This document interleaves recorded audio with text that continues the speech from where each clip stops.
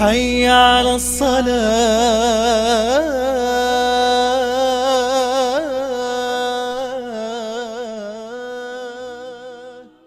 الله أكبر الله أكبر.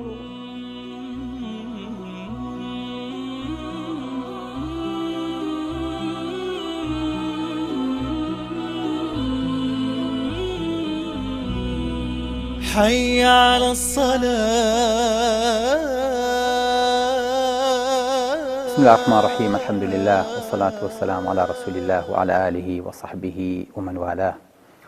هاتين خزمتان لنوري ديدما لبابتي نوێژە. تۆزێک لە مۆزوعەکە لا دەم چکە بەڕاستی هەواڵێکی زۆر ناخۆشم بیستووە. ئەویش ئەوەیە کە دزی ڕووی لە مزگەوتەکان کردووە. خەڵکێکی نوێژخوێن خەریکی دزی لە مزگەوتەکانە. یعنی بەڕاستی ئینسان کە ئەم واقعە بیستێ جەرگی ژانەکە، دڵی خورپەکە، ئینسان چۆن جورئەتەکە لە ماڵی خوایە بچێ شت بدزێ. پاشان ئەدزی چی ئەدزی؟ باوکی من میکرۆفۆنەکە ئەدزی، جیازەکە ئەدزی، کڵۆپ ئەدزی، سەعات ئەدزی. عیب نییە ئینسان بەڕاستی ئەو نەفسیەتی نزم بێ، نوێژخوێن بێ، لە ماڵی خوایە دزی بکە. لەمە خراپترتان پێ بڵێم، نوێژخوێنەکان فێربوون لە کاتی نوێژەکەی دزیەک. ماوەستا دووبارەی کەرەوە، لە کاتی نوێژەکەی دزیەکەن. پێغەمبەری خوا صلی الله علیه و سلم فەرمێ: إن أسوأ الناس سرقة الذي يسرق صلاته. خراپترین کەسێک کە دزیەکە ئەوەیە کە دزی لە نوێژەکەیەکە. الله! یعنی ماوەساتان بینیوە سەلام باتەوە بە ئەهلی نوێژ، بڵێ ڕەحمەتی خواتان لێ بێ خەڵکی نوێژ خوێنەکان دزی مەکەن. خەڵکە لە مامۆستا یەکی هاتوێتە مزگەوت نوێژ خوێنە، عیب و شووریان قسەی چییە؟ نا بخوایە بە مستەلەحە بێ زۆر بەمان دزیەکی. دزی لە شۆ؟ لە ماڵی خوا. دزی لە شوێ؟ لە خۆمان. دزی لە کاتی نوێژە، لە نوێژەکانمان بۆ دنیامان ئیسیفادە. ئەو کەسی کە دزیەکە ئیسیفادە لە دزیەکەیەکە، بەس بەداخۆ ئێمە ئیسیفادە لە دزیەکەشمان ناکەین. لە چێشێکین؟ لە نوێژەکانی خۆمان. لە دنیایەکین بۆ قیامەت زەرەیەکین. ئەلێنی پێغەمبەری خوا چۆن دزیەکە لە کاتی نوێژە ئەفەرمێ: لا يتم ركوعها ولا سجودها. نە ڕکوعەکەی تەواوەکە، نە سوجدەکەی تەواوەکە. ئەمە خراپترینی چییە؟ خراپترینی دزە. یعنی ئەمان حەقە محکەمەیان بۆ بژیرێ و شورتەبانیان کا و چەند ساڵێ بخێنە سژنەوە، بڵێن ئەمە چی کردووە؟ بڵێ ئەمە دزی کردووە، بۆ خۆیە بێ بە سەیر و سەمەرە. دزی لە چۆ کردووە؟ لە مزگەوت. لە چی کردووە؟ وەڵا لە خۆی. لە چ کاتێکا؟ وەڵا کاتی نوێژ. کەس حاڵی نابێ. بەڵام خۆشەویستەکەم فعلەن ئەمە خراپترین دزیە.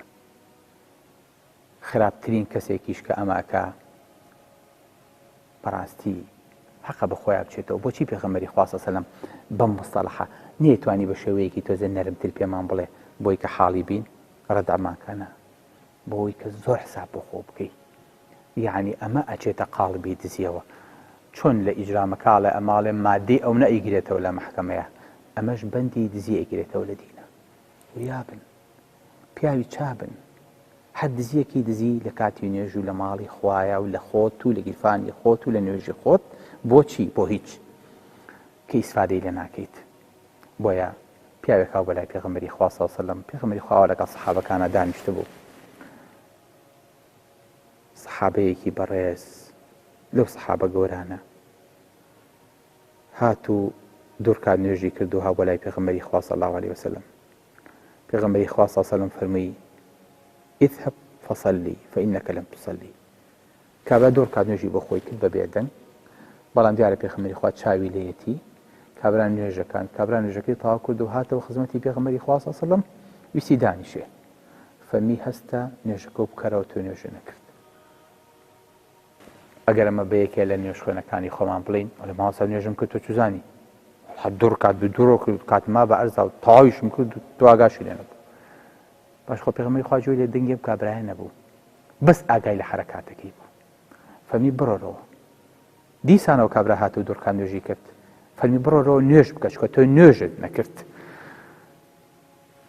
ماڵوێرانیە بەڕاستی باوکی من وەڵڵاهی قوربەسەری ئاوا بچینەوە بەردەستی خوای گەورە حسابی خۆمان نوێژمان کردووە بەڵام چاوەڕێ بین لە بینی فاسیلی حەڵقەکانە بۆی کاتەکەمان نەڕوە نوێژەکە زوو بکەین بۆی کە حەڵقەکەمان لە کیس نەچێت إذا رفع رأسه من الركوع انتصب قائما پێغەمبەری خوا صلی الله علیه وسلم کە لە ڕکوع هەڵەسایەوە ئابە و شێوەیە پشتی ڕاستە کردەوە حتى يقول القائل قد نسي ئەزان چەندێکە مایەوە لە کاتی ڕکوعە خەڵک ئەیە و بیری چێتەوە پێغەمبەری خوا داڵغە لە یاوە بۆیە ناچێتە سجود دوای کە ئەچووە سجود و سجدەیە برد و دوای هەڵەسایەوە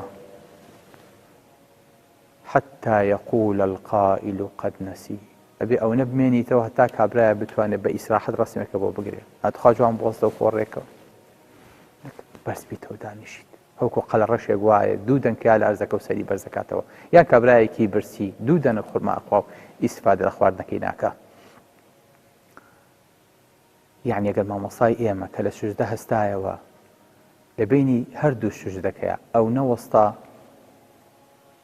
خەڵک وازانێت تەحیات دەخوێنێ لە دوایڵێن سبحان الله سبحان الله هیچ بووە هەلە مامۆستا یەک سوزدەی بردو کە چی ساکەنە دانیشتوە تەحیات دەخوێنێ نا پێغەمبەری خوا ئەو نە ئەمایەوە ویان زانی بیریشوێتەوە سبحان الله بەڕاستی خۆشەویستەکەم ئەمە ئەگەر بتوێ نوێژ بکەیت ئەمە نوێژە ارجع فصلي فإنك لم تصلي بڕۆ نوێژەکە بکەرەوە چونکە تۆ نوێژت نەکردووە بۆیە ئەو هەش حەرەکاتەی نوێژ هەل لە بیدایەتەوە لە وەستانەوە بۆ ڕکوع بۆ بەرزبوونەوە بۆ سوجود بۆ بەرزبوونەوە بۆ سوجودێکی تر بۆ هەردوو سەلامانەوە ئەبێ هەموو حەرەکاتێکی خۆی بدرێتێ چونکە هەمووی دەرەجەیەکی لەسەرە و هەمووی ماڵە لەسەرت و هەمووی نیشانەیە بۆ تەواوکاری نوێژەکەی تۆ باوکی من کەنا ئەو نوێژانەی کە ئێمە ئەیکەین و بەو پەلەپەلە و بەو شپرزەیە و ئاگامان لێنێ و حەرەکاتەکەی وەکو پێویست ناکەین و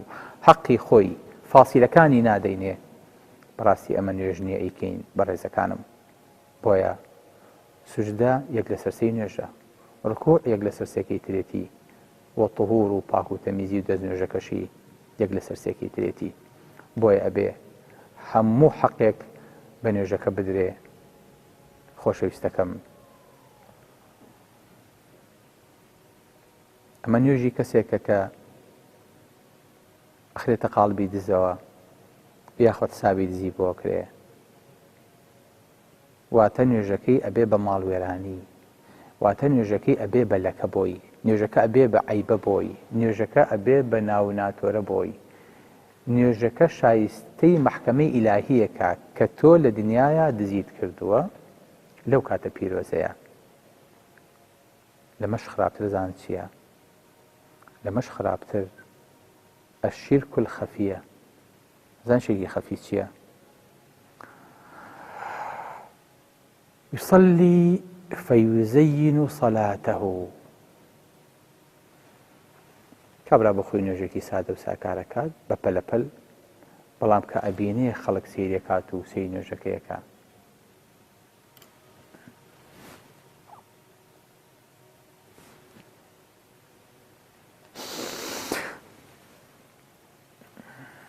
نوێژەکەی جوانەکە لە بەرخاتی خەڵکی ماشەڵڵا ماشەڵڵا چەند متەقیە نوێژیان نیکە ئاوا بیکە سێکە بزان پیاوێکی چەند لەسەر خۆ چەند هادی چەند متەقی ماشەڵڵا جا سەلامی یایە کابرا وتی قورئانیشم لەبەر و دەلایل خەیراتیشە خوێنم بۆی خەڵکەکە بزانێ فیالەنەم پیاوە ئەمە پێوتێ چی ئەمە پێوتێ شێکی خەفی یعنی نەک پاداشت نییە لە نوێژەیە ڕێک عەکس بووە لە قیامەتە پاداشی ئەوە نییە کە نوێژت کردویانە کردووە محاسبەی ئەوە لەگەڵەکرێ ئەو چاوانەی سەیریانە کردی لە چاوی خوا گەورەتر بوون لە خوا عەزیمتر بوون پاداشیان ئەدایتەوە ئەگەر نوێژەکە بە جوانی بکردایە ئەی بۆ ئەمان نوێژە بۆ خوا نەکرد لەبەرەوە بێ بە ماڵوێرانی و بە قوربەسەری بەسەرتەوە جوابێکیش بۆ ئەمە حازرکە بەڵە بەڕێزەکانم کەواتە خەڵکێک هەیە لە نوێژەکەی دەرەچێت نوێژەکەی شاهیدێکی دژە بەسەرەوە نەک شایەتێکی دۆست و مەسلحەت بێ لەبەرەوە دیابن پیاوی چابن نوێژەکانتان نەکەن بە دژمن لە خۆتان نوێژەکانتان بە نوری دیدە بێ نەک ناری دیدە بێ با نور بێ با ئاگر نەبێ ماسووتێنێ أقول قولي هذا وأستغفر الله لي ولكم والسلام عليكم ورحمة الله وبركاته.